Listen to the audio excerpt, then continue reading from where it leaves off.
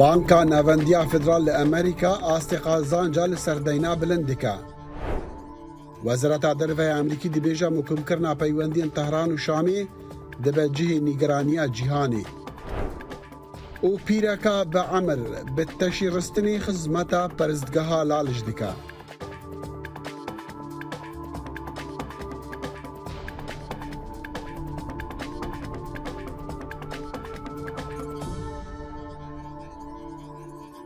دام باش بخير هاتن برنامج دي يا كورت كونكشن جدنجي امريكا لواشنطن.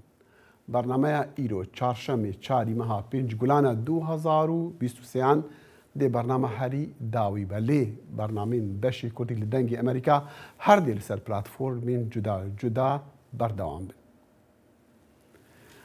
بانكا نافنديا فدرالي دوی چهارشنبه رجع قازانجان لسر دینا بجاری که اقتصادی بلند کرد نشان دیار کردن که رنگ بلند کردن آستی قرضان لسر دینا لوی آستی رابگرا. اف بنگاف دی دمی پتر بده دستلادارن حتی کو بهتر در انجام نشکستنین و دعوین بانکان بنرخینن و هر وسا چاوری چار سر کردن ناکوکین سیاسی لسر سقف قرض امریکا و چاودری کردن آرستیا هەڵاوسانی بکن. سەرۆکی بانکا ناوەندی ئەمریکا جێرم پاوڵ گوت بانکا ناوەندی هێشتا ئاستی هەڵاوسانی بە ئاستی بلند دزانە. ژمەها سێ ئادارە پاروەرە ئەڤە جارە دەهەیە لەسەر هەف بانکا ناوەندی ئاستی قازانجان لەسەر دەینان هەر بلند دکا.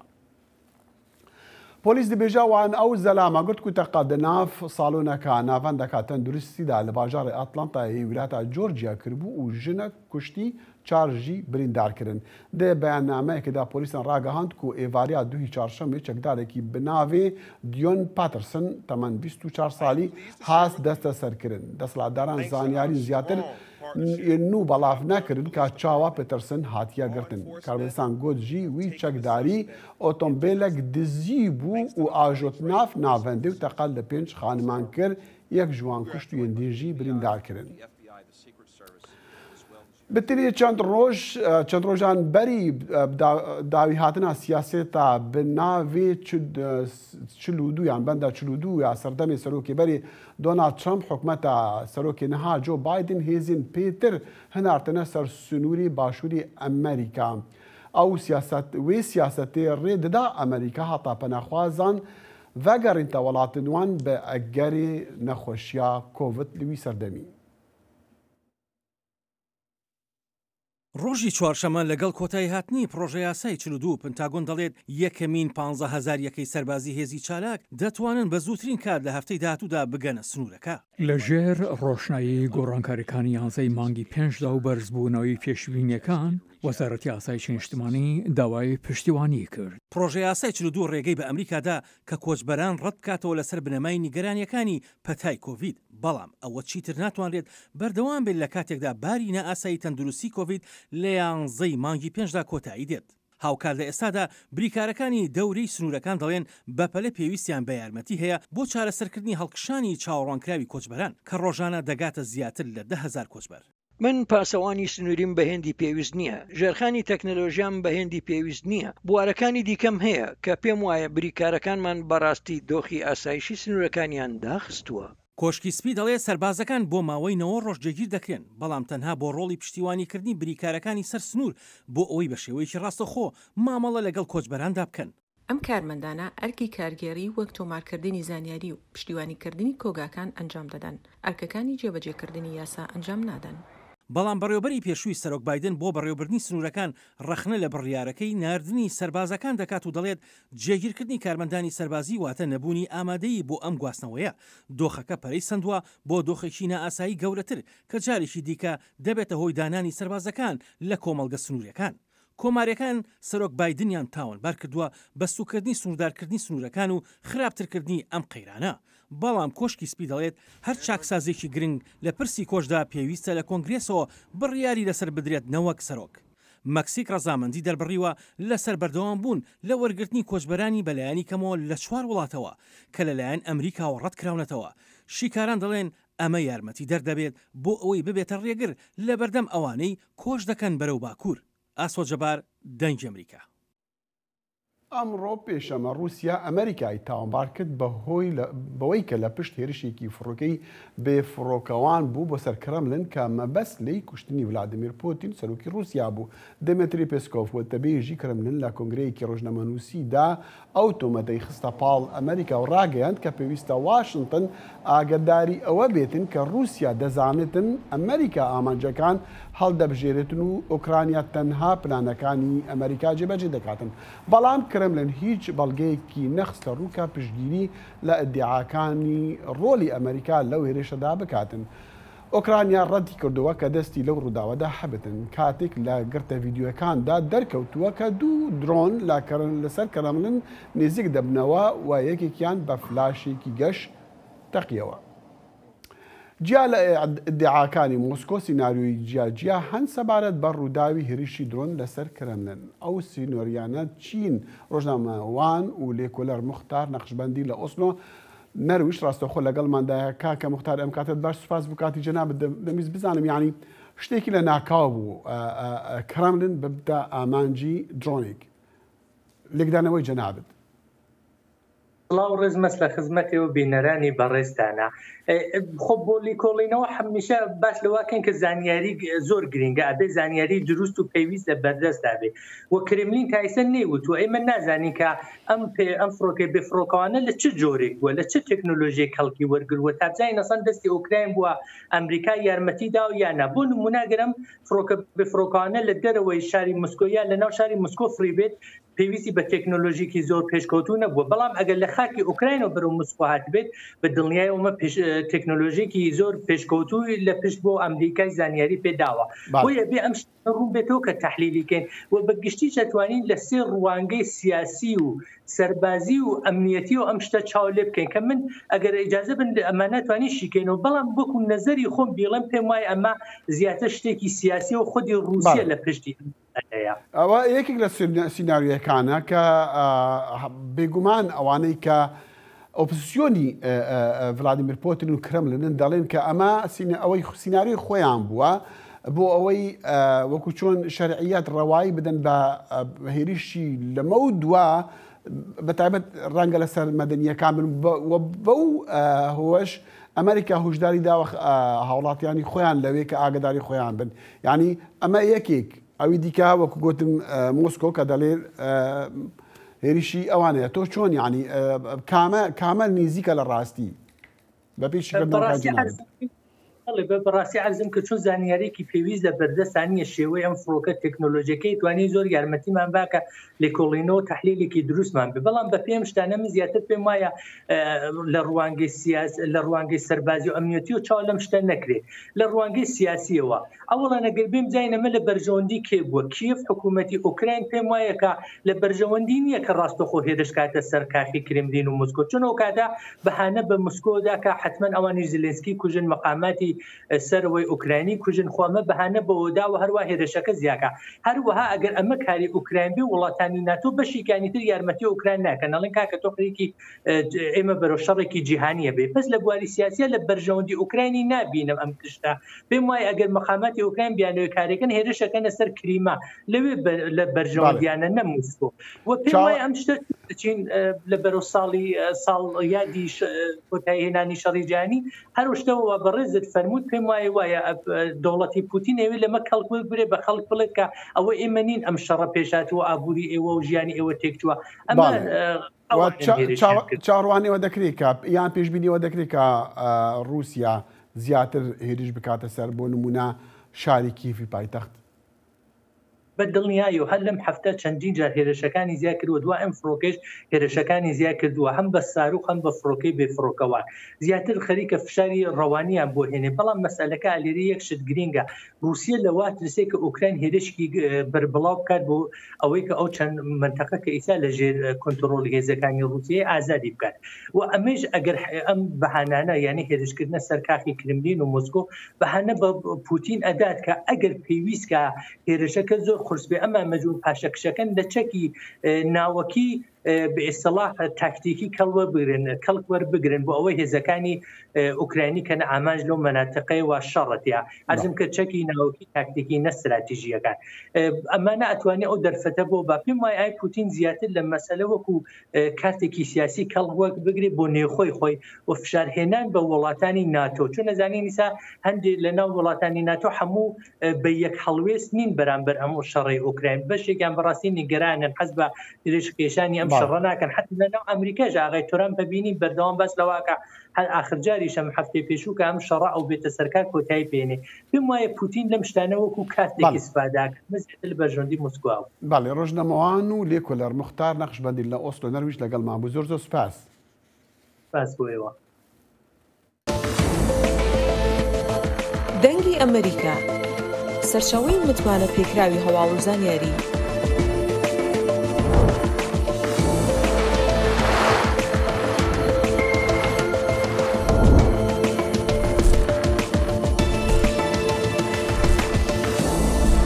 لە ماڵپەڕ و تۆڕە کۆمەڵایەتیەکانی دەنگی ئەمریکاوە ئاگاداری هەواڵ و گۆڕانکاریەکانی جیهان بە.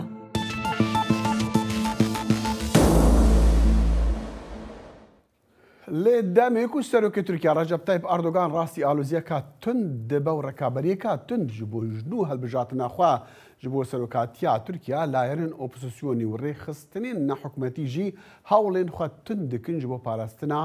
ناوەند و سندۆقن دەنگدانی.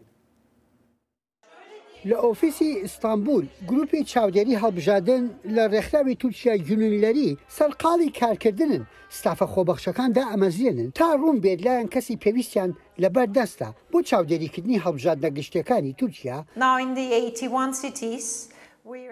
ئێستا لە 81 شاردا سیستەمی شوێنی دەنگدانەکە ڕێکدەخرێت لە هەر قوتابخانەیە کەسێکی ڕێکخراوەکەمانی لێ دەبێت پێویستمان بە 200,000 کەسە بەڵام هێشتا نەگەیشتوونێتە ئەم ژمارەیە. گروپەکە لە ڕێگای تەلەڤیزیۆن و ڤیدیۆی ئۆنلاین و زوومینەوە کۆبوونەوەی ڕوبەڕوو بە کارمەندەکان دەکەن و ڕایەنەهێنن چاودێرەکان فێرەکرێن کە چۆن ژمارەی دەنگدان لە بنکەکانی هەڵبژاردن کۆبکەنەوە بۆ ئەوەی دڵنیابن لە وردی ئەنجامە فەرمیەکان.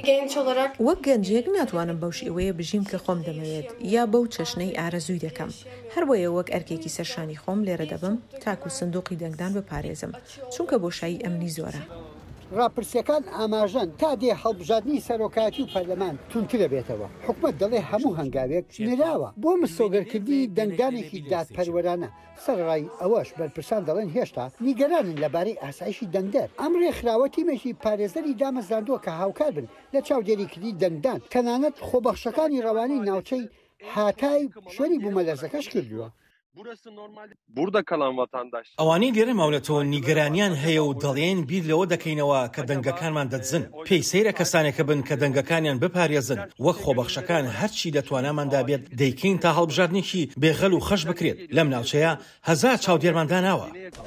چاودێران ڕۆڵی ڕێکخراوی تورکیا جنوبی و ئەوانەی دیش کە چاودێری هەڵبژاردنەکانیان کردووە بەرزەن نرخێنن ڕۆڵی سەرەکیان هەبووە لە یارمەتیدانی ئەوەی دەنگدانی ساڵی 2019 بە شێوەیەکی دادپەروەریانە هەژمار بکرێت بە تایبەتی لە هەڵبژاردننی شارەوانی ئیستانبول کە گەورەترین چێبرچەی لەسەر بووە. دەرئەنجامی ئەوەش پارتەکەی ئەردۆغان هەژمونی دەیان ساڵەی بەسەر ئەو شارە بەرفراوانەدا لەدەستدا. لەگەڵ پەرەپێدانی بانگەشەکانی هەڵبژاردننی لایەنەکان چاودێران پێیان وایە چاودێریکردنی هەڵبژاردنەکان دەتوانێت ڕۆڵی سەرەکی بژێڕێت لە دەرئەنجامێکی دادپەروەرانە. یەحیا بەرزنجی دەنگی ئەمریکا بۆ راپۆرتی دۆریان جۆنز لە ئیستانبولەوە. گەلۆ لەسەر ئاستی ڕێخستنی نفنەتەوەی لەسەر مژارە ئەولەهیا ناوەند و سندۆقن دەنگدانی چی گوتن هەفکار ئۆزلم یا سەگ بمەڕێ ئۆزلم دەغیل gelek tiştê gotin bi rastî ji ber ku ev demek ku ser evlehî û encamên hilbijartinên Tirkiye nîxaştên raport hene û nîxaştê nekirin herî dawî kam ji li Amerîka tê çi gotin gelemperî em ya parve bikin herî dawî li ji kovara Foreign Policy nivîsek dirêj hate pêşkeşkirin di wê nivîsê de sernivîsa nivîsê dibêje hilbijartinên Tirkiye wê ne dadwer û azad bin. Di nivîsê gelek balkêşe. Tê gotin ku di vê nivîsê de Erdogan di desthilatdariya 20 salên xwe de gelek caran hewil daye û kiriye destwerdana انجام و پیواژویا هلبجارتنان کریه لی هنگ جاران بسرنکتیه لی دوی هلبجارتنا چارده گلانه دیجی دماکو روجا هلبجارتنه بنزد به زختو گواشتنین لسر اپوزیسیونی بتایبشی سر هلبجرین کرد زیده ده به اردوغان هر وها نودو نهجی وشان و مدیایا لترکیه یا نتوی kontrol dike u veki cihna de opozisyonu. Her vaha da nevise de dahil tiştek balkeş yedindin heye veki Türkiye Erdoğan benavdike u dbeje ku ihtimal u gelek fikar hene ku takaz ev hilbijartına evine dadu erbe le demokrasiya Türkiye xeteriye diye li encam nebeliye. Ez doxazım tiştekti bejim daxil ser bitaybeci ser parastına sandoqan ve ki tizani me berejini qaşkır bu gelek rexistin navneteveyi bitaybeci rexistina hefkari u evlekariya yektiya Avrupa agit yani jerdi bejin. Le Türkiye hinek Şopandın kırbun çubun lıkadan, şopandın kırbun çavderi kırbun bir partiyen siyasi o opozisyonu reji akıfibun. Uluver şunda raporek veşandın u gotun jibistu şeş velatin endam ye vi rexistine evi nezi çarset çavderi navneteveyi roja bere u de roja hılbijartını da çavderiye bakın her vaha gellek rexistinin navneteveyi yen sivil u mafanji tevi Amerika gellek psporen xu u çavderin xu dişinin Türkiye ku van fikaran da cihde bişopinin dahil. Ozdan babatek sırışlakiş avaku de tweete ki da hafselo ki beri hada pe Salahdin Demirtaş قوتي أو دنجي خو بدها كرجدار أغلو يعني متخازن بزعم إمكاني اتفاقا نتويا كرجدار أغلو شد بيجا و أردوغان شد بيجا لسيرفي راجعاندنا كو قال كي بالكيج بويا كو بلی داخل براستی دو شب یعنی بساعتها ما دو شب دمیرتاش اف پیاما بد تویتا لسر تویترا خو وشان و وک بانگی Kılıçdaroğlu kır gotku sezdemin serokomare Türkiye ji Kılıçdaroğlu'ra got. O gotku xede rekata vekri bike ez dil bawer dikim ku tine dawi leve da beşkirinan dava civa kebini u aştiya dava civa kede jinuve ava bike. Her wa Kılıçdaroğlu gotku eme denge eze denge jibo ve yeketne arami u aştiye jibini Türkiye eze denge bedim te her wada tweeta dünyada Demirtaş ve ne ekveşan ku logoya Kılıçdaroğlu heye andınji partiya çepya keskeye ko denge Kılıçdaroğlu denge partiya çepya keskra evji dnava de saate da daxil tene 10 milyon kesan ev tweeta par ve kır o şopan bu gelek sedema hem برتكن أرني هم جي نيني. بعد جي كرجال أغلو وتفاقاوي أرني جاردوغان أرني. مثل خاص الرون كرنا كي بدم أوزل مسرفينانس مثلا تويتين بيامن تويتريكو صلاح الدين ديميرتاج ده أوجي بري نا تويتر ويتنيا ده بريكا باريزرين خوا عند ده تشكو دمادتشد أو أخفتني دي بيجوان أو أخفتناوي دي كان بيعملوية تويتري لسر حساباوية تويتري من تخاص باسي الرابرسين داي بكي إيش مرة. داخل براستی ایرو روژه داویه ترکیه کو راپرسین تینه وشاندن لگور رگزین لیجنیا هلبجارتنین یه ترکیه جور شوندا تر راپرسین یانجی پروپاگاندا جر دبیجن اوه نه وشاندن دوی هفته دا تیوی ایرو به تواهی 15 راپرسین منرخان لگور و 15 ناونگیا و 15 راپرسینان تنه ده 3 راپرسینان ده Erdoğan da peşiyede Dreza yekede xoyadı ki Kılıçdaroğlu de donuzdan da peşiyede. Asli hemu Türkiye la ser cin. Nada asla hemu Türkiye. Bu serokomariye ezde bejim le hejaye gotune ku ne Erdoğan ne jî Kılıçdaroğlu ji sedî pêncî xweyana ku derbas bikin ku di dora yekê de hilbijartinê de kursiya Serokkomariyê bi dest bixin ka em werin rêza partiyan jî lê di rêza partiyan de xweya dike Partiya Erdoğan AKP di rêza yekê de ye a Kılıçdaroğlu CHP di rêza dunya da ye û Yeşil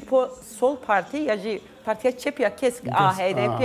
jî di rêza sisyan de ye. Wezlem tizanî îro bernameya dawiya rast e. Helbet بەشی کوردی دەنگی ئەمریکا وێ بەردەوامی بدا و بە شێوەیەن جودا لێ بەرنامەیە داویە کورد کنەکشنە کوتە ڕۆڵێک بتایبەتیژی پشتی ئەرتهەژین لە تورکیاشی بوو لە مەهادوو و حتا نەها مەسەلا هەلبژاردن نادەجی تە ڕۆڵێک گەلکی گرنگ هەبوو من دەخواست لەوێ تەلیڤێز بژم گەلکی سوپاسشتەڕە ئێژی gelek سپاس dikim ev derfetek gelek baş bû ku min hem bi xewekî rojnamevanek tecrübeyek giring bi dest xist hem jî mevan û çeyên giring û kritik bi temaşevanê xwe re parvekir dixîn gelek spas rastî jî yanî alîkariyetek gelkî bû şopandina te dikir ji bo him artejî hir bû hilbijartinan jî gelkî bername dewlemend kir jareke dî spas û em gelek spas dikim ji bo hemû tema bername gelek spas dikim بله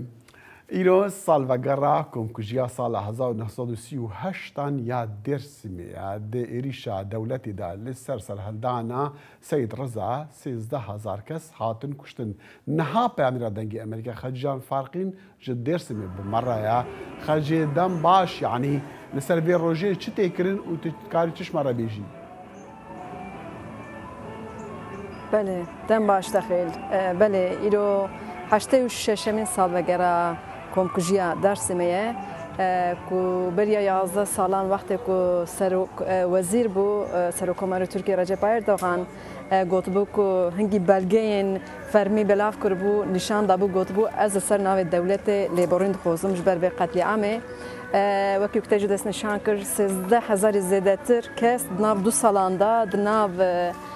تنکیدا عسکری دا یعنی کمت کردن بینش 50,000 زیادتر اودم لشکران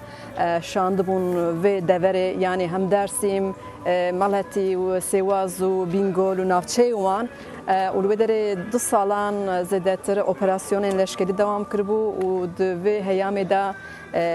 از کردن بیشم که اپراسیون اسمانی جشه ببو بمباران کربون جالی کچا مانویا آتاتورک ناوی صبیحه گرچنه و یکمین پیلوتاژنا ترکیه جدید خو سرناوی بالافرگاه که جاتی چکرن دوی هیام ده جن مر زارو کال پیر فرق ناکس 13,000 کس هاتبون قتل کرن مخابن افچمی لپش مکون دبینه ویا چمی منظره درسی منظره کو چمی سرکه بی باجره تبحث کرن او چافکانین دیروکید بیشن افچم بروجان خوینا سور هرکیه 11,000 زیادتر شو پشتیوی هیامشون دا قانونا سرگون جدارت خن 11,000 زیادتر جوچاخ خلقین درسی متین سرگون کرن دیروک ناس بیشن دا اصل خدا اویا دوامیا سرهلدانا کوچ کریه و همان دمیدا تحشیر ارمنیان دا نزدیک 30,000 ارمنی خو سپارت بموان آخا و کردن عربی البدروان پاراس بوم پچکی او مجرات الهلدان جهبو لیم خابن انجام گلک گرام بو ناوی باجاره هاتا گوهرتن کرن تونجلی جوی سالیشون دا اودر تونجلیه بیرو باوریا خلق بدر ده هر دم اودر درسیمه ایرو پارتیان سیاسی وکید ریخستنین سیویل ریخستنین علویان او میدان سید رضا کوزانی پیشنگا و سرهلدان بو او دگل کره خو و دگل چرح حوالی خود سال 1937 دا دپازم بجار ده پازیلون ده هاتون سداره کرن کو ایرو هجی مزلی وان نایزانین لجی میدانای کو پیکری و هيا بیر انینه کی چبه بیر انینه کا بگرسی جورو 2 ساعت شونده داخل خاطر من دخواست از بزانم یعنی تبحث علویه کرو هبونا علویه لدیرسمی جبر چیکو کمال کلجار اغلو کو نامزد سروکاتیه و بخوا اصلیویجی علویه لور کمپین هالبجاتنا ناک لور بروجه کوسع نهات یور راسته راسته يعني جبوي درسميان كنت زاني كردين علوينا وكي زرافاجي كرمانجي وزازاكي جيل بدفرت اخافتن كمال كلشتار ولد اصلي خداش عشيره كريشيانه وكريشان وكي ديجي وكي بير يعني وكي بيشنجي في عشيرتي ناس كرن يعني علي اولا يعني علي باوريا على بيتي داجي اسكارن بيشم كول جيكه تايبته جبرو سدمي براستيجي جبوي حميد درسميان شانازيه كمازنك كمال كلشتار اوغلو او قومك 86 سال برج بدرا هاتبون يعني بكمكجيك مثلا روبرو مابون بالدست دسلاتيا بارتيا جاليا كوماري جهه ودمه ایرود همان پارتی دا بیس سروک و ده همان پارتی دا بوی نامزد سروک کماریش بویان جی سربلندیه لیز باورد کم دوزه مهدا لارزینگانه یعنی ارزینجان افجی باجره کی نزی ودرایه يعني تقولن جبركو البدرة ميدانه كي مظنينه وندو بينا حمي كاون يعني نجيك راس تنا البدرة ل قاسو كم هناف خلق داج خبر دادن دبیجم که وکی تو ازدم دست نشان کر سلاطین دمرتا شاب اشکره پشتبانی خواهش بو سر کوماری راگ هندیش بو کمال کلشتاروغلو تی گوتند اصلی خدا کمال کلشتاروغلو ج ناخوزه ریل ودراج بو پارتیا چپا کسک تنگ بکه و الهفکرنه کاب او هي يعني الودرا دحشت مهدا پارتیا چپا کسک ودرا میتینگ که گرسیب که و هفجینا سلاطین دمرتاش باشا که دمرتاش ور الودرا یک جا اخافتانم به يعني بلان هي يعني اگر ورد دوزه مهدا لهج امنهات يا بشتراس كرن ايرو من بنامزه جهه راز اخوي مو بحث كرغو احتمال هي كنا ارزن جانبك هلبت درس مي فرد خوزن بدربن جبركو قالو بيروان فر زيداج كمال كلشتر جنجي وانجي حزكن لي قالو بيري بدرا ج رها از بشم جهه بيتنكو شكو برانيان بجم دنگي خو بدن بيرو كوساب نافت كن في باجر الشارع هلبت الكودري بجيز باورتكم 2 ساعات شون يعني ساعتك 2 ساعات باجرك يجدور بجي ايش بدرا دسا بحزران كاس هرن يعني بيشوات يمكن هرن لباوي هرن دخوازن خو بگهيننوي لي داويه دا نت هنج بو درسمي سرو كمال كلشتاروغلو ايدي بيان يعني نامزدك بربچاو اي حمي كسن كنت خوازن جبد سلاتيه هي بداوي ببان خاجي تزاني ايرو برنامج ما داويه كنت كونكشن اللي را امي بكن مدخواست تنهاب مره اي دفيدا ليفيدا اشترى بيجم سباز جبو خدماتاتا مجبو دنگي امريكا باشي كنت وبو برنامج ما كنت كونكشن ازامتو بردوام بي لسركاري خوالي مدخواست از دليفي بدم تتكات شبيجي دفي بشتي ام قال كي سباسات كانوا ام جي قال كي بيناسيني رول تدكن الدوله ما ذكرنا برنامج مدى اجي قالك سباست كم براستي جاب صالانه برنامج كورت كونكشن ده باويك زندي باويك راد فيديو رابورتان ام بشتار دبن جبوي مجديه شانازي بالشخص من براستي جبوي من تجربه كي سرنجام كي قالك باش بو از خمگینم دلش کسی مد علی كده کو برنامج بداوي كرن لازم برنامج رنگین تر اچ و اجي سباس كم جبوي خدمت تجبر كنت تجي پیشکشوان برنامج دلال بو جبوي تجبو حمي هفكارين کو دوی برنامه دا خدمت کنه که دوان چه بیا سپاسید که مشبون همیشه جبور آدم نکویدش سایب سپاس جبوت خمای نخو امید بردوام بنو امی هیچ دارم بشوین دی بکار بن بله اجم سباق کاری خوا بدو مین قال که سپاس خجا فارقین جد درس می بمره بو سپاس سپاس زایلی دهنان برنامه‌ی فرهنگی و هنری بەشی کوردی دەنگی ئەمریکا من ئاسۆ جەبار لە واشنگتن دیسیەوە هەردوو هەفتە جارێک دەبمە میوانی ماڵەکانتان لەگەڵمان.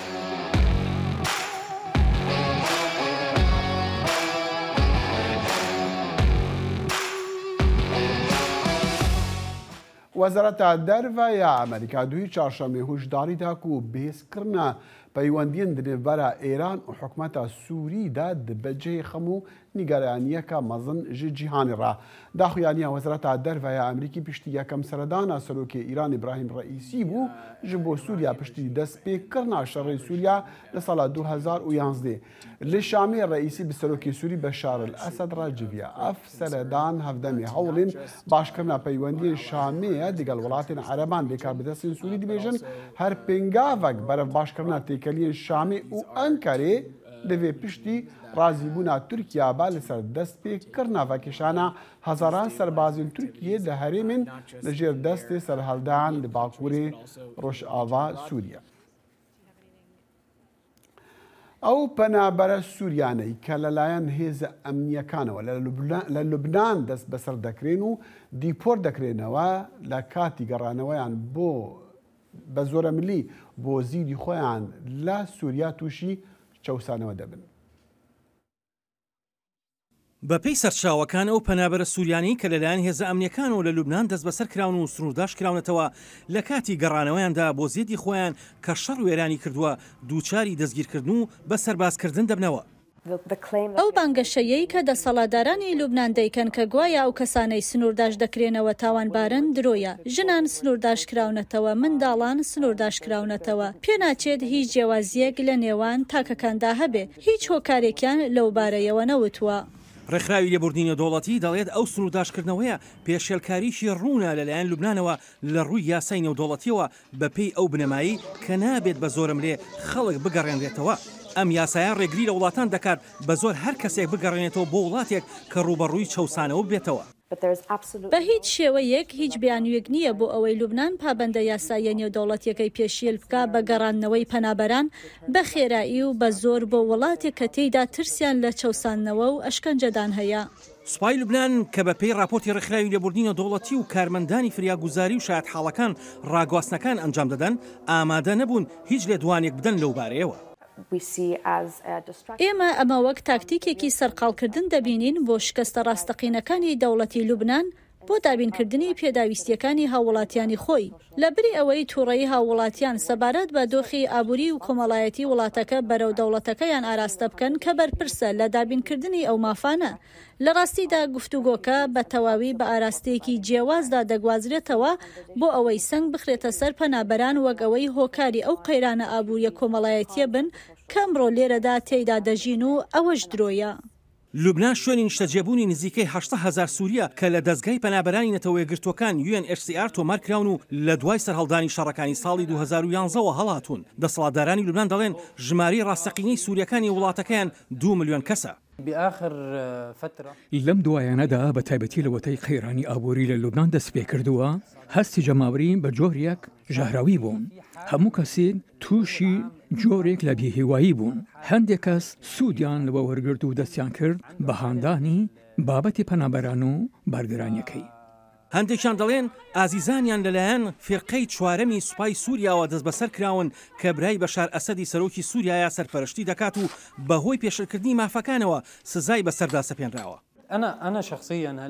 بۆ من هەر لە وەدەی حکوومەتی لوبنان دەستی بەسەر مامەڵەکاندا گردووە هەموو شێوازی ژیانم گۆڕی کەمتر کۆمەڵایەتی بووم تەنانەت کەمتر بوێریم هەیە بۆ پەیوەندی کۆمەڵایەتی لەگەڵ خەڵکدا. کۆمسیۆنی لێکۆڵینی نەتەوەی گرتوەکان لە مانگی سێدا ڕایگەیاندووە کە سووریا هێشتا شوێنێکی سەلامەت نییە بۆ گەڕانەوە بەشێکی بەهۆی بەردەوام بوونی دەست بەسەرکردن و پێشەرکردنی مافەکانەوە لەلایەن هێزە ئەمنیەکانەوەیە. ئاسۆ جەبار دەنگی ئەمریکا. بەڵێ تەماشەوان هێژا وەکومە دەستپێکە بەرنامی گوتی ئەم دووبارە دەکەن و ئیرۆ دێ بەرنامە داویە کورد کۆنەکشن بە لێ ئەم پشتڕاست دەکەن و بەرنامین کوردی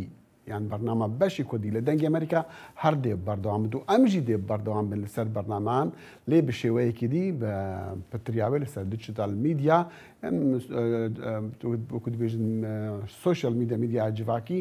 و شێوەیە دیژی ئەمێ هەم راپۆرتان بکن و هەم ژی هەر کارێکی میدیای هەنا ئەمێ بکن و بە هەرابەترژی بکار بن چیرۆکێن ئەمریکایان یان ڕوودانێن ئەمریکا بگەهێنن گوهدار و تەماشەوانین خۆ بە شێوەیەن جودا جودا لە لەوێ دەریڤەیە من دخواست ئەز یەک ژێ هەفکارین خوا کو لە دەستپێکە بەرنامێتم دەگەڵ من بووە بە شێوەیەن جودا ڕۆل هەبووە هێرو زەنگەنەها بمەڕە هێرۆ بەخێر بیت ئەستۆدیۆ زۆر سپاس دەکەم ینی پێش هەموو شتێک دەتوانم بڵێم سپاس دەکەم بە شانازیەوە و زۆریش هەموو کاتێک دڵم خۆش بکە پێکەوە بەرنامە بکەین و بەشدار لە بەرنامەکەدا لەو کاتێکە لەگەڵ منە وەکو بێژەری بەرنامەکە بووی بەڵام ئێستا تۆ باسی ئەزمموی خۆت بکەیت لەگەڵ کورد کۆنەکشن چۆن بوو؟ بەڵێ دەخیل سەرەتا کورد کۆنەکشن ینی ئەزمموونێکی یەکەم ئەزمموی من بۆ کارکردن لە تەلەڤیزیۆن ینی لە کورد کۆنەکشن لە سەرەتاوە فێری کارکردن بووم ینی کارکردنی تەلەڤیزیۆن چۆنە سەرەتاوەکو دەزانی کە هاوکاریمانە کرد لە پشتی کامێرەوە وەکو چۆنەڵی ناوەکان دانین یا وە هەروەها وەکو پرامتەر و ئەو بەو شێوەیە ئەمجا دەستم کرد کە بەوەی راپۆرتم دروستە کرد لە سەرەتاوە داوە و پاشانیش ئەو دەرفەتەم بۆ ڕەخساکە ببم بە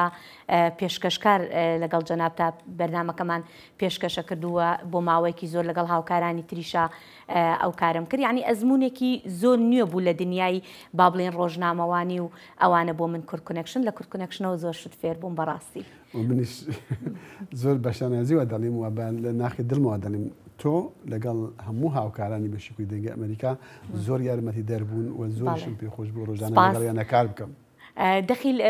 با ئەمجا من پرسیار لە تۆ بکەم ئەوە کورد کۆنێکشن بوو بە 10 ساڵ کورد کۆنێکشن نزیکەی 10 ساڵە با بڵێن وابزانم زیاتر لە 10 ساڵە کە بە دەست پێشخەری تۆ کە یەکەم ئەزمموی بەشی کوردی بوو ئێمە دەستمان بە تەلەڤیزۆن کرد دەست پێشخەریت کرد بۆ ئەم بەرنمەیە ئەو کاتەکە دەستت پێ کرد دەمێ بزانم کەی سەرەتا چۆن دەستت پێ کرد چۆن ئەم بیرۆکەیەت بۆ هالیانی دەمەوێ بزانم من ئەزانم بەڵام ئەمەوێ با بڵێن بە بینەرانی ئێمە بڵێ بەڵێ بەڕاستی لە ساڵی 2013 بوو وابزانم مانجی سەرەتای 2013 بوو بەرەبەرە دەنگی ئەمریکا باگشتی بەرەو تەلەڤیزیۆن دەڕوا هەندی بەشەکان زمانەکان تەلەڤیزیۆنیان هەبوو بەڵام زۆر کەم بوو ئێمەش دەستمان پێ کرد وەکو چۆن ڕێگا بە ئێمە درا کە هەندی ڤیدیۆ دروستکەن جارجاران ڤیدیۆکە ئامادە بوو تەنها ئەمان بە کوردی وەکو وەرگەڕاندنی زمانی کوردیماندا کرد و هەمان ڤیدیۆکە هەندی جاش دەربا بوو کە بتونە دەرەوە ئێمە خۆمان بکەین جارێ لە بۆنەیەکی زۆر گرنگ بوو ئەوەی ناوەندی بەدرخان کە لە کوردستان هاتوو بوو ئێرە لە واشنگتن فستیڤالێکی ساڵانەیان دەکرد هەموو ساڵێک ئەو وەختانە لە شارێک لە وڵاتێک بوو لە ئەمریکا بوو لە 2013 بوو من لەگەڵ یەکێک لە دەرهێنەران و ئەوانەی کە کامیرەمان بوون ئامش پێدەڵێن یەکێک لە کارمەندانی بەشی خۆمان بوو بەشەکانیوە لەگەڵ من هاتبوو ئەوجا لەوێ راپۆرتێکمان دروست کرد لەسەر کاری فستیڤال و ئەوانەی بەشدار و بابەتەکان ئەوانە پیرۆکاوی گوتی بۆ بەرنمەیەک دروست نەکەین گوتم آخر ئیمکانیاتەوە دەبێ ڕەزامەندی وەرگینەوە بە هەر حاڵ دەستمان پێ کرد بە بەرنمەیەکی نمونەیە یعنی وەکو نمونەیەکمان دروست کرد بۆ ناویشمان ناکورد کۆنێکشن مەبەست ئەوە بوو بەکاربەدەستان ناوەکە یعنی چی بوو مەسەلا ئەم کورد کۆنێکشنە زۆر جار پرسیارمان لێکراوە ینی کورد کۆنێکشن لە چێوە هات ئەم ناوە ئەم بیرۆکەی بوو فکرەیەک بوو بۆ ئەوەی کە با کاربەدەستانی خۆمان بڵین لە بەشەکانی وەکو بڵین ئیدارە پێمان بڵین کە ئێمە لە بەشی کوردی دەتوانین بەرنمەیەک بکەین بەرنامەی تەلەڤیزیۆنی بکەین بەم شێوەیە ئەوجا بۆ ئەوەی بۆیان ئاسان بێ هەرناوە ئەنگلیزەکەیماننا کورد کۆنێکشن ینی با بڵین پێکەوە بەستنی کوردەکان لەو مەبەستەوە بێگەیاندنی کوردەکان گەورەم هەبوو لە ناوەکەدا جار بە ئەنگلیزی جار بە کوردی ئەوم دەکرد زۆر ئەوە نەبوو بەڵام وەکو ناوە ئەنگلیزیەکەی جێگیر بوو کاویستمان بیگۆڕین کە بوو بە بەرنمەیەکی دروست ویستمان بیگۆڕین گوتیان نەخێر هەر ئەمە ناوێکی دروستە ئەوە ناوەکەی بەو شێوەیە بوو ئەو وەختەش وەکو گوتم ئامش چەند بەرنامەی ئامادەی کرد پێکەوە لەگەڵ هەم وەکو وێنەگرتن هەمش وەکو ئەدتکردنی ڤیدیۆ دوای ئەوە کوڕێکی گەنجی ئەلسەلڤادۆری بوو هێنری هێرناندز برادری هەمومان بوو ئەوە بوو دەستی کرد بە ئەدتکردنی ڤیدیۆ بەڵێ ئیتر ئەوە بوو بەرنامەکە دەست پێ کرد بەڵام دوای ئەوە کە بینیان و چەند جار وەکو بڵین بەرپرسان بەرنمەکەیان بینی و پرسیاریان کردی بوو بەرنمەیەکی 12 دقیقەی هەفتانە بەڵێ بیرمە سەرەتا و تەنها لە ئۆنلاینش بڵاوکردەوە هەڵسەر وێبسایت و لەسەر سوشەل میدیا ئەومانە دادەنا قەنەعەتیان هێنا کە ڕاستە ئەمە دەتوانین ببێ بەرنمەیەکی تەلەڤیزیۆنی ئەوە بڕیارماندا لە کەناڵێکی وەکو بڵین چی بڵێن ئەفلیێت ینی بە بڵێن لەگەڵ ئەمە هاوکار بکات و بۆمان بڵاوکاتەوە بڵێ باسمان کرد ئەو وەختە بیری ئەوەمان کرد NRT ڕازی بوو چوینە کوردستان 2015 چوینە کوردستان و ئەوانە ڕازی بوو کە بەرنمەکە وەرگرن ڕاستەوخۆ بەستم لەو کاتۆ لە 2015 دەستمان بە پەخشی ڕاستەوخۆ کرد پێش چەندێکە لە NRT ڕاوەستا بڵێ دەخیلیانی زۆر شتمان بینی لە کاتی ئەم بەرنمەیە هەستان لە خەو سعات 2 شەو بێ بۆ سەرکار و هەروەها کۆمەڵێک یعنی ئەزمموی نوێ کۆمەڵێک بەسەرهاتمان بەسەرهات خۆش و ناخۆشیش لەوانە دەمێ بزانم کورد کۆنێکشن و ئەمڕۆ با بڵێن دوا بەرنامەی کورد کۆنێکشنە تۆ چیت بیرە خاتەوە بەخواست زۆر هێرو گیان بەڵام یەکی لە شتە سەیرەکان ئەوە بوو ڕۆژێ میوانێکم هەبوو کوردێک بوو لە نیویۆرک لە استودیو نیویۆرک گوتمان لە نیویۆرک بگوتمان بڕۆ لە استودیۆ بوت خۆت چوونە استودیو دەستگایەکی حکوومەت و تر زۆر ڕێشوێنی ئەوەیە ئاسانیە برادەکەشمان لە استودیو بدەست پێکردە سەر بابەتێک پەیوەست بە سووریەوەوانە میوانەکەم وەڵامی دەدایەوە قسم لەگەڵا دەکرد کە بوو بە بابەتی پرسیار و ئەوانە هەستی بە ئەحراجی کرد ئەو جا هەر هاتو دەستی بۆ ئەوەی بەدەستی بۆ مایکەکەی بەدەستی بۆەوەی بێت و هیچ لێک تێنەگەشتین نەمزانین ئەو شتی دەرینە بەڵام زانیم سەداسەد زانیم کە ئەم برادرە ناوێ وەڵام بداتەوە ناوێ بەشدار بێت ئەوجا ئەوە بوو تا دەرهێت برادرانی دەرهێنان پێیان بڵێم بیبرنەوە تەواو قسە لەگەڵی ناکەم کە ینی مەسەلەکە مەسەلەی تەکنیکی نییە کە بڵێ دەنگیان دەنگ پێ ناکاتن بیبرنەوە هەراجێکی زەر گەورە بوو بۆ منیش بەڵێ دەخیل زۆر شتمان بەسەراتەوە بەڵام ئەوەی کە بیرم ناچێتەوە جارێکیان لە ستودیۆ ڕاست ڕەنگە بسەنم بینەران هەست بەم شتانە دەکەن جاری وایە کە تۆ پێکەنی نەتگرێ یا شتێک ڕووەدا لەو کاتەیە یەکێک لە میوانەکانم لێ بوو نازانم کێشەی کورسەکەی هەبوو لە پڕێکا کاتێکە قسەم لەگەڵە کرد کورسەکە هاتە خوارەوە بەڕاستی یعنی نازانم چۆن توانیم بەردەوام بم لەو توێژەکە شتێکی ئەو یعنی ئەوم قەت بیر ناچێتەوە ئەزمونە کە لە ناو ستودیۆ بەسرم هات لە کاتی بەرنامەی کورت کۆنێکشن هێرۆ دەمیست باسی ئەوە بکەم کە ئێمە بەردەوام بین لەسەر بەڕنامەکانمان بەردەوام دەبین لەسەر پرۆدیوسکردن یان دەرهێنانی راپۆرت و بەڵێ بە شێوازی جیاو بە تایبەتیش بە سوودوەرگرتن لە دیجیتال میدیا و خۆتیش ئێستا ماوەیەکی درێژە لەسەر دیجیتال میدیای بەشی دەنگی ئەمریکا کارەکەی بەڵێ دەخیل بەڵێ ئەزانی یەکشت هەیە ئێمە ئەو کاتەی ئاماژەمان پێکرد کە رادیۆ بە تەواوەتی بەرەو نەمان ئەڕۆی ئێمە ئەو کاتە هاتین کە دەستمان بەبێ هیچ با بڵین ئەزمونێکی پێشوەختە ئێمە دەستمان بە تەلەڤیزیۆن کرد و بەرنامەی کورت کۆنێکشنمان کرد بەڵام ئێستا دیجیتال میدیا لە هەموو جیهانا پێشکەوتووە زیاتر شتەکان با بڵین چۆتە سەر مەسەلەی دیجیتال میدیا بۆی بتوانین پەیامەکانی خۆمان بگەێنین ئێمە دوو ماڵپەڕمانەیە ماڵپەڕی سۆرانی و ماڵپەڕی کرمانجیمانەیە بەردەوامە بین لەسەر ئەو شتانی کە مەبەستمانە ئەو شتە گرنگانی جیهان و بەڕێگای ماڵپەڕەکانی خۆمان و تۆڕە کۆمەڵایەتەکانە بەردەوامە بین لە بڵاوکردنەوەیان سوپاس دەکەم زۆر بەشانازیوە کە باسی بەڕەمەکە دەکەم بیر بێتەوە و بەتابەتیش ڕۆژی یەکەم کاتی تێرە پێکەوە هاتین ڕۆژی یەکەمی خۆت کاتی تێرە ڕۆژی کارکردن بەڵێ سپاس بۆ تۆ دەخیل سپاس.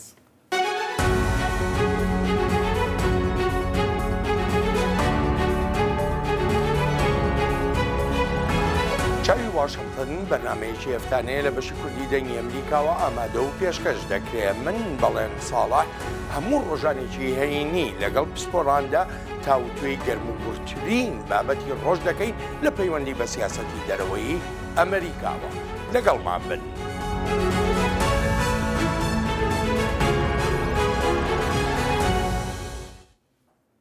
خلمەتکارەکە هەفتی ساڵی لە لاڵشی بتەشی ڕستنی خزمەتا vê پەرستگاهەیە دika پامنێ دەنگی ئەمریکا کاوە عومەر چێرۆکاوێ بەدگێڕە. فەرمانە سەرچایە شنگالێ دیگەل تەشی ڕستنێ ئەو خەم و کۆڤانên xwe دەرتێتن و دەنگê xwe دیگەل ئێستێرên ji cavên wê tê nexar li ber dergehê Şêx Şems li Lalişa Nûranî. هون چوبانا برخودین و گوتا خدانیو الا که خودی ببی دزی کوفتی لید برماراشی خارینا خودی قبولا الا بینام بان درد کبیا نوها یکرز الدنیای نبو دایشرین ماوێ زێدەتری 10 ساڵانە ئەو لە لالشا نوورانی bi şev û roj jiyana xwe dibete ser. Destpêka hatina dayşirînê bû laliş ew karê durustkirina fetîlan diketin û bêberanber. Fetîla ji pembiyê süruştî durust diketin. Helbet li laliş rojane zêdetirî 360 fetîl têne helkirin bi goreyî ji mara rojên salê. Lewma dayşirîn bê rawestiyan ew kar diketin û herçende pîratiyê bandoreka berçav li karê wê kiriye lê dezberdar nebûye. بخيرا خدي بيتها شيء أزبرهم وخدي شي خادي مساعدتك فاتيلنو دازيكنوش في قالي همو كيرو يكيكا ميتاج بخيرا نافي خودي في قالي شيقا كدميتي هموش في قالي ريب خيرا خودي باني شانايا دو اولا ازدیان دا ین وکو دایشرین بخلمت کارت هنه ناسکرنو کاروان به پیروزی لقلم دن اگر او تشتم ربي تعالى جي رازي هكا مكربن الوي الدنيا هطا كون هيا دي اسي موجود بم افنف سرفي اساسي داشرين في خدمتك كت وقت سلطان شيخاوي هطانوكا سرفي اساسي بامبوي هاتي تشيكرنا سرفي اساسي داشرين سروان عادات وتقاليد سلطان شيخادي بومدانين بوما يعني بريفت بس روزانه خواسته که اگجار زور لسر برهم دستین دایشرین هیا و بتایبت ججن و هلکفتان دانو نخواست ما لسر سالا ازدیان جبرکو دگل روش آوابون چرا دهین هلکرن به اوان فتیلا و دایشرین وکو هر جنکا ازدی بجدار دبید کاوا عمر دنگ امریکا پرزدگها لالش شافيدي بهالكفتا تاج قوليني عشا تشارلز ساعتا بيج بن يا لندني برناهيان هات خم لندن افسم بولا بنابو دنقا بريطانيا بجمارة كرنقان ينكو بدو هفت رناهي هات هالكرن بري رو رسمين رجا يك شم يكو ديوان جيران هر شف او خلقي لندني ديوان رناهيان ببينا جحفتني في ايفاري حتى دهي شفي وديل الرجع شمويه لويست منستر أبي تاج لسرسري شار تشارلز إسيام وهفجيناوي كاملا ورن دانين بله تماشاوان لنهجا وكمل دسبيكا برنامج قلتو دوباره كدي في برنامج دا كو إيرو برنامج داوي يا كورت كونكشن لفي چند دقيقين داوي من دخست أزقل كي سوپاسیا هموان هفکاری تو خواب بکم کو کار لگل میکنی لی بری واناجی مدخواست سوپاسیا و بکم کو اون تماشاوانین و برنامه بون بو نزیکی دم 10 سالان او هفکارین کو دگل من کار کرین ل از بری د پشت کامری بحث بکم کو درهینان دابون حیدر کریم کو چندین جارا بجداری برنامه بو شایان پاشا بو هریس خاندان روني حسن ويك جي خورتين كو سلفادوري نافي هنري هرنانديز بو او دقال ما بو هطانو كاجيكو او هفكارين كو بردوان بندي في برنامج دا وكالكي قال لك بزحمه ديتي خالد فتاح هيلين سنديا هاتينا وچند کسین دینک و آسو جبار هالبد نهاجی نهال پشت کامیریه لی او که هفکارن کود گل من بوینا بیجر چوکاس برنامه مدست بیکر جارجارن ام دوکس بون پیک و دما ام بون دوکس ل 2015 هفکاری من بالن صالح دست بیکر لی پیرا معتبر شروانی جانی دیلان حیدر کریم صالح دمیجر بفراو نوری اوزلم بمرابو برينها وبرينها جي هفكانا من هيرو زنگانا بمرابو چنجارا جي سيلوان قشو بجداري في برنامج داكري افجاد في دلي في دا اگر من ناوك جي بير كربا از دخواز اللي بوليد كم چكو براسي جي نا اماده بمكو ناوا بيجم هلبت جاني بالين ديسان اوجي ديقال من وكو بيجر بون في برنامج دا بودا مقدريش مدفيد قالكي سوباسيون عم بكم داس خوشي وعم بكم وبيجم او باشترين هفكار بون باشترين تيم بون جبو برنامج تلفزيوني بالمره ونهاجي از قالك سوباسيوان حمو هفكاري ديال باشي كل دنجي امريكا بكم كو باشي وين جدا رابور دكرن برنامج آماده دكرن فيديو دكرن كاميرا دقال ما بون تم ابجا هر هندا يك جوانا وكو افكار برامج ان محمد بن زياد يحيى برزنجي بابير شرواني همو افكار براسيجي تقصيري ناكرن اسو ازاد او جي نهال نجي بالاوي وانا قالك جاري دقال ما راسه خب مراد بون فەرهات فەلاحی ئەمش بیر ناکەین کو ویژی ڕۆلە گەلێک مەزن هەبوو پشتی کۆڤید دەبێ بەرنامەدا ئەبجا سوپاسیەکە گەرم بۆوان هەمویان و ژدل هیڤیا سەرکەفتنی بۆوان هەمووان دخوازم